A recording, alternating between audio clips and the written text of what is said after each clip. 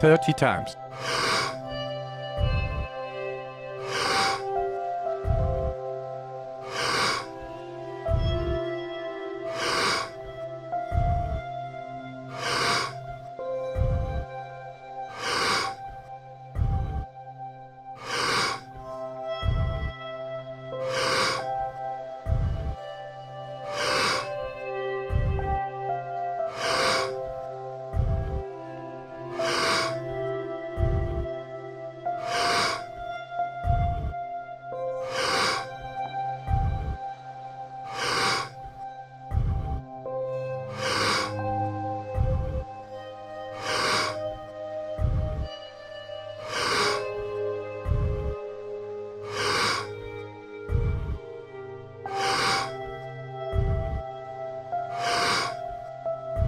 Ten times more.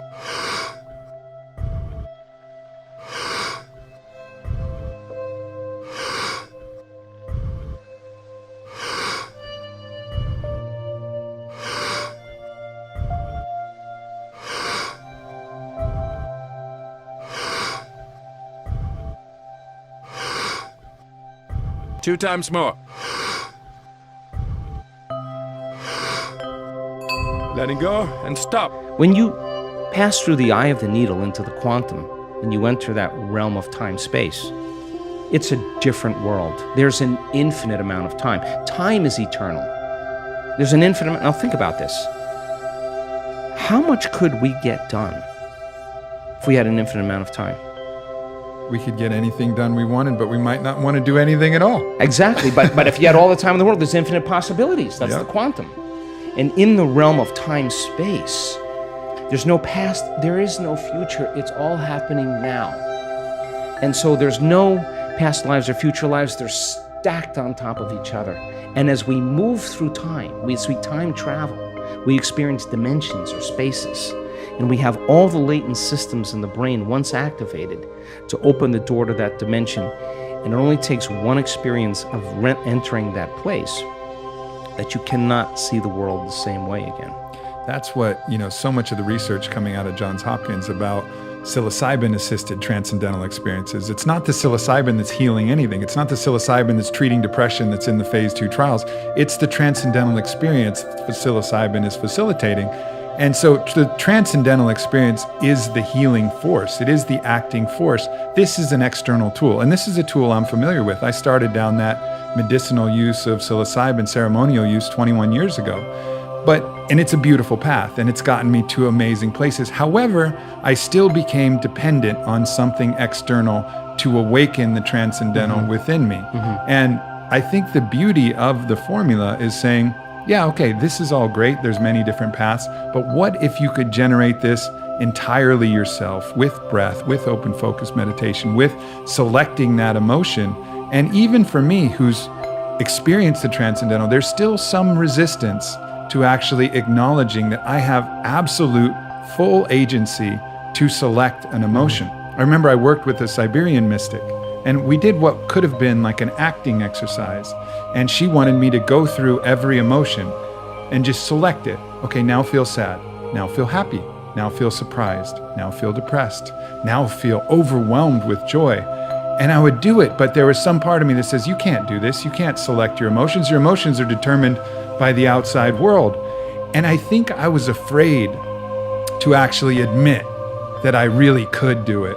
Because then if I could really do it, well then I had all of this responsibility to actually do this. I had to take responsibility for everything I feel. I could no longer blame anything out there in the world for how I was feeling. This was all on me. Sure.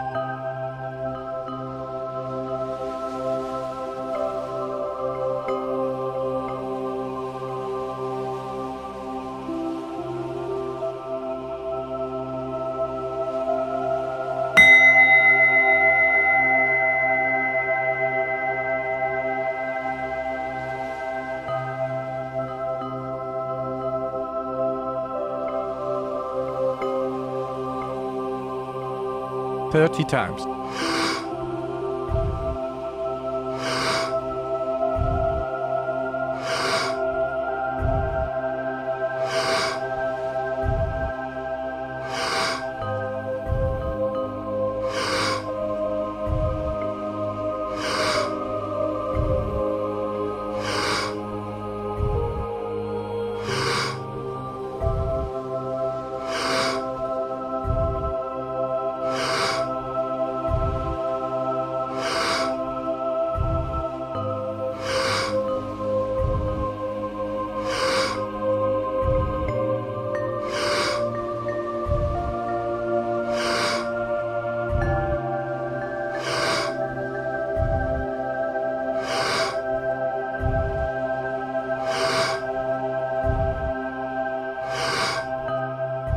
10 times more.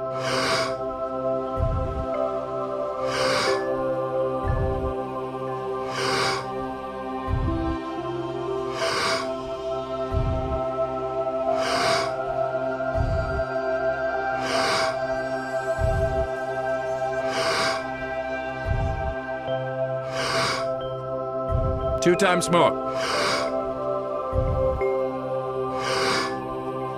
Letting go and stop. So is that where you see the biggest resistance to doing this work? Is it the resistance to accepting that responsibility, forgiving yourself for not knowing this before and not being able to blame anything? Or where is the resistance to just jumping in and giving it a try? I think my view about that has changed a lot in the last couple of years. When you see a person who is blind because of a stroke and is told they'll never heal from that stroke, I mean, after 2 weeks, if it doesn't heal, you'll normally have to live with it, and loses her job, can't drive, she's clinically blind. I'm not the person that is going to tell her you can absolutely heal this. She has to come to that understanding on her own. So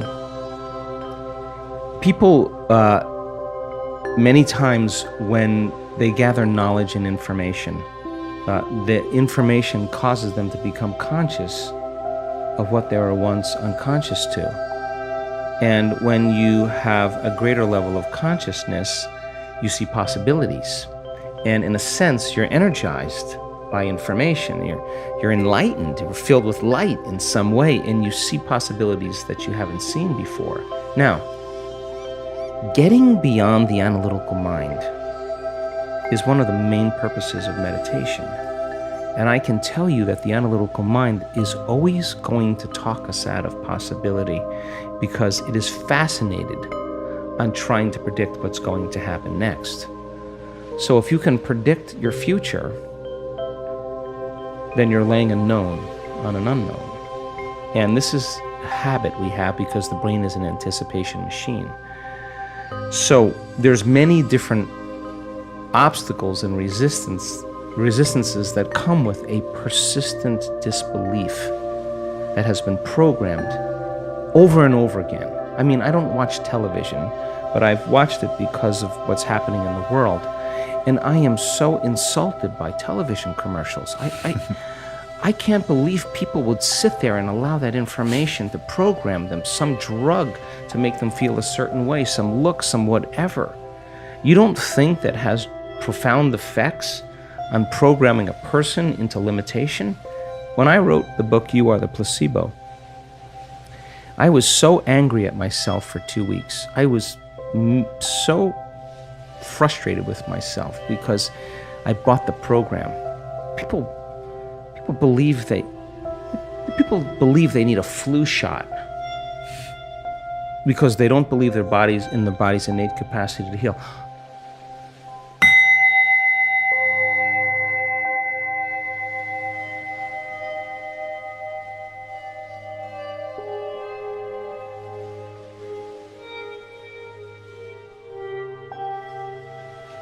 Thirty times.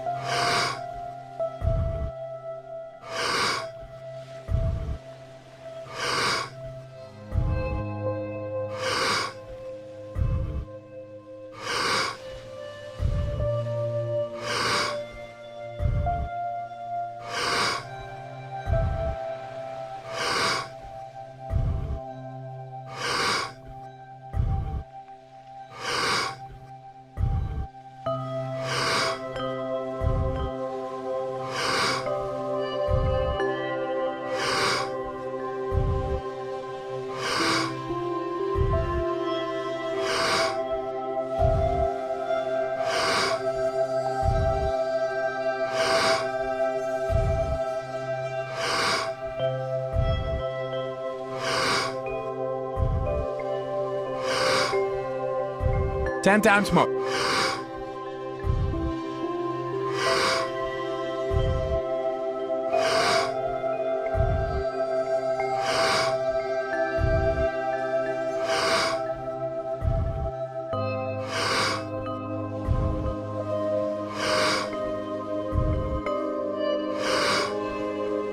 2 times more. Letting go and stop. 4 days teaching people how to elevate their state increased immunoglobulin A in our research by 50%. Immunoglobulin A is your body's primary defense against bacteria and viruses. It's better than the flu shot. It's better than a flu shot. But that's not the information that people get. So there's a layer of programming that's happening. And the beauty behind all of this is nobody's buying information any longer. I love it. And I'm not prone to believe that guy in that tube telling me the way it is, and nobody should. And more people then, as they start to wake up to information, there's a change in energy. Because change in consciousness requires a change in energy. And now, a greater energy causes systems that were once stable to become unstable, to become chaotic. And chaos is just unpredictable order. It's novelty, it's newness, it's an unraveling of systems. So hang on. This is a really profound time because it's got to break. And when it breaks, something better come out of it. And it's not going to be governments and politicians and religious figures and whatever leading the way. There is no one leader. Everybody's got to lead. Just like those birds that move in one direction, or those fish that are all in a school and they're moving together to give the appearance of something bigger to predators. You study that principle in biology.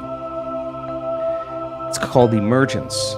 You think that there's one leader that everybody's following. Everybody's leading. And there's a stigma we have in our minds that if you lead with too much passion in your life, you're going to lose your life. Whether you're Martin Luther King or William Wallace or Joan of Arc or Abraham Lincoln, you're going to get it. And that stigma is branded in people's minds for a reason. But this is a time in history to not die for the truth. This is a time in history to live for the truth. And if you're working on your anger and frustration, and I'm working on my fear and anxiety and my judgment, and I'm taking care of me, and you emerge in that heart of yours, and I emerge in that heart, we are going to be like-minded. We're going to be connected by that invisible field. Now everybody's leading, and you just can't take out everybody now. So we can't wait for anybody else to take care of us. This is the fundamental time where something greater's got to grip us. Something greater. And if I see you demonstrating courage, I'm gonna jump in.